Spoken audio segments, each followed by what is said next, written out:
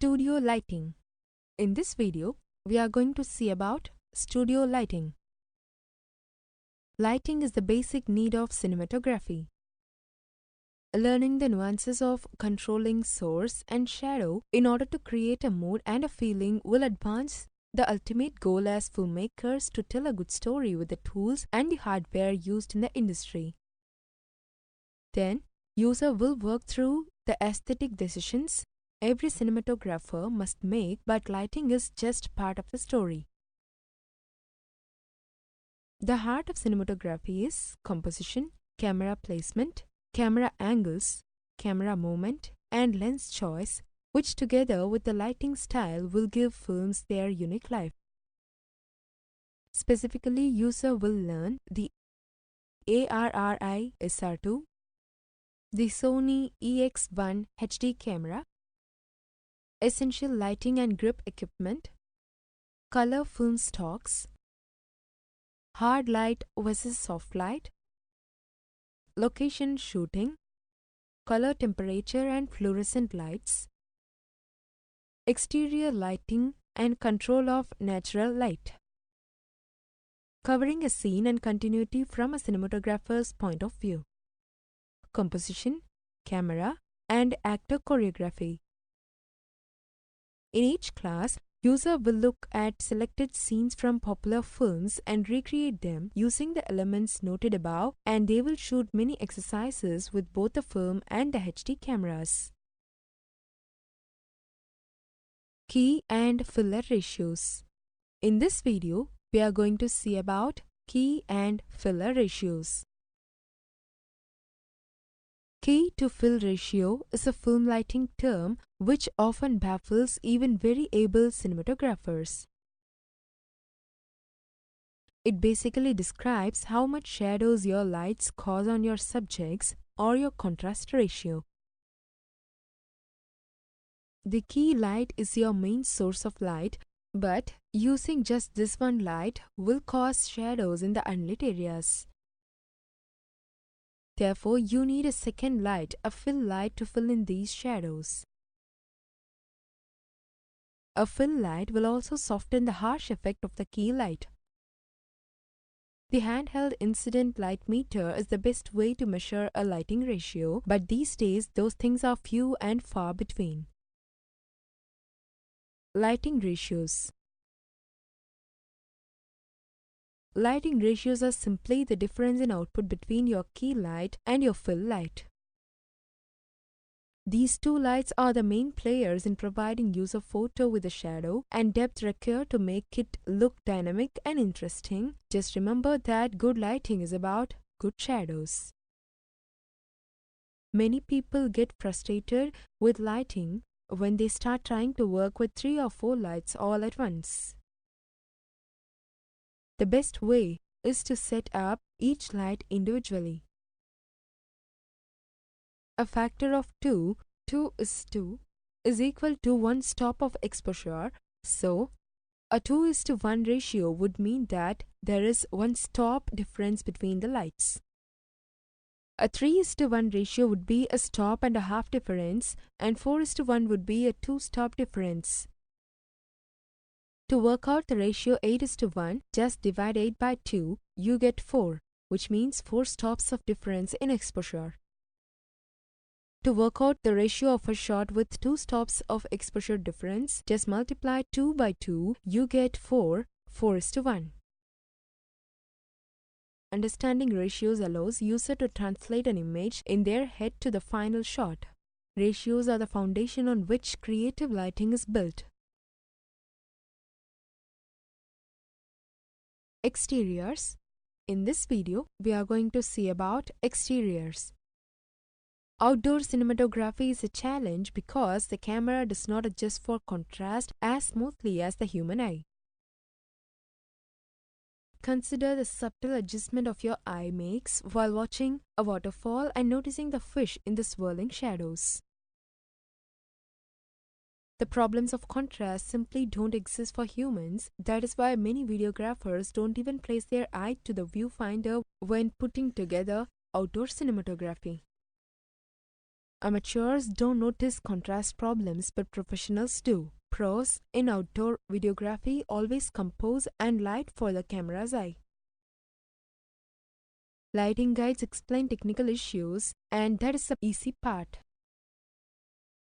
Outdoor videography challenges that range from sunlight drilling down on a subject to tinted rays bouncing off a painted wall are largely solved with white balance controls and a light metering system, but real skill is in shooting how to see like a camera. Remember that the greatest editing software can't compensate for compositions ruined by poorly conceived contrast ranges. The way to navigate this landmine is to practice 4 steps: scout big, reframe for contrast, light right, and be prepared. Lighting the great outdoors means isolating its immensity by time and space. You can do this only by scouting your location and bring your camera, find and frame your setups, and travel close to the shoot date. Understand the nature of light sources. That means timing the movement of the sun and shadows, finding electrical plugs, or measuring football stadium halogens. Your confidence from the scout will motivate your crew. Even more, it will reassure the talent and client that your shots will look their best. Outdoor videography lighting is akin to camping, and you must approach it with the same patience and respect. Scouting gives you an instant read on what is happening with seasonal sun angles in particular. At certain times of year, sun is moving very quickly from day to day. You can determine backup plans, workable sheltered areas, exterior elements critical for lighting that tricks the viewer, and contrast ranges ahead of time. Tomorrow the sun may or may not shine, so always find electrical sources for lights and load limits, how much extension cord you need, and how many battery powered lights you should bring as main or backup sources. Bear in mind that while professional outdoor videography lighting requires equipment, at the heart of it are the electricians, gaffers, and grips who are experienced in outdoor light. Practicing teaches you to watch that dropping sun and tree shadow that is creeping onto the scrim or reflector. Workarounds for unforeseeable problems on location, such as audio noise off-screen in a scene that has perfect light, might mean changing location, but consider the time required for breaking up and setting up again. By scouting, you know beforehand whether to shoot the scene wide and dub in dialogue later, or to drop dialogue altogether. Day for night. In this video, we are going to see about day for night. Making day resemble night on your screen means tinting the overall images blue, then adding white light, adjusting contrast and brightness to seal the trick. Shooting day for night, of course, means recording night scenes in daylight. It is done all the time because casts and crews tend to be less grumpy in the afternoon than at midnight, and because lighting a large night exterior takes a truck full of lights, a honking big generator, and more bugs than you have for your whole show. In the halcyon days of black and white movies, day for night was easy because a red filter on the lens pumped up the contrast and recorded blue skies as jet black. Underexpose half a stop and you were in business. It's a bit trickier in color, but still simple enough so that you can create very convincing night effects. Camcorders have ample sensitivity for shooting at night on urban streets, and the real-world light visible in the shots deliver an atmosphere you can't duplicate without them. So, if you have enough ambient light to shoot night for night, you may want to cajole your cast and crew into staying up late. This will dust their shoulders with light and throw their faces into shadow. To make those faces visible, use reflectors as key and fill lights. Balance your lights so that the backlight, that is the sun, is brightest, the key light is hot enough to show facial details, and the fill light is faint or even omitted to leave deep shadows on the fill side. Windows filters. In this video, we are going to see about Windows filters. Windows filters are nothing but ND Gallatin filters. ND means neutral density. It adds no color to the image. In some interior shooting, there might be a huge difference between window and subject. Because of window facing the sun, that will affect the exposure drastically. At these situations, we use ND gelatin filters as a window filter to control the exposure. Various amounts of density is available for the ND gelatin filters. Gelatin filter were and are for the most part made of gelatin and as such are very fragile and next to impossible to clean because they are so soft and absorbent, a reason why some are glass mounted. Gelatin filters will fade with time and should be replaced occasionally and stored in their original packaging. Accuracy in colored glass is very expensive and difficult to control, therefore, it is one of the primary reasons for the gelatin filter. Filter placement was common knowledge among view camera users a year ago. Internal filtering is the best placement, rear is second, and frontal is third choice. This is for optical reasons, but most viewed it as economical. Some lenses, especially wide angles, have glass and mounts that protrude so far back within the camera that adding anything back there may interfere with the camera operation. This includes a thin glass mount filter or even the 2 mm threaded bit for the filter itself. One of the reasons some SLRs had a mirror lockup features. Placing the filter within the lens while better is more difficult and may present cleanliness issues if one cannot get to the glass that the filter slot exposed to the environment. Spot meter. In this video, we are going to see about spot meter. Spot metering, that is pink area below. Not all cameras have a spot meter. It is mainly reserved for the more professional cameras as the manufacturers know that it would not be used on many occasions by most people. The metering is heavily weighted to the center or pre-selected focusing point, covering just 3.8% of the viewfinder area on average. With cameras such as the Canon EOS 1D MKII, you are able to take a number of spot readings up to 8 from one scene and let the camera take an average reading and set the exposure accordingly. Zoom into the part of the scene you wish to meter from, press the shutter release lightly to get a reading, hit exposure lock, zoom back out, recompose, focus and shoot. With spot metering, the camera will only measure a very small area of the scene between 1 to 5% of the viewfinder area. This will typically be the very center of the scene, but some cameras allow the user to select a different off-center point or to recompose by moving the camera after metering. A few models including the Olympus OM4, Canon T90 and in the digital world the Olympus C5050Z support a multi-spot mode which allows multiple spot meter readings to be taken off a scene that are averaged. Spot metering is very accurate and is not influenced by other areas in the frame.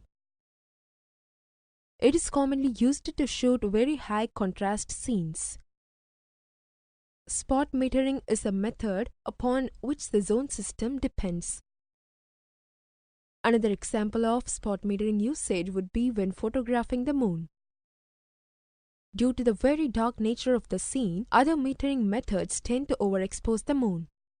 Spot metering will allow for more detail to be brought out in the moon while underexposing the rest of the scene. More commonly, spot metering is used in theater photography where the brightly lit actors stand before a dark or even black curtain or scrim. Spot metering only considers the actors in this case while ignoring the overall darkness of the scene. Color temperature meters.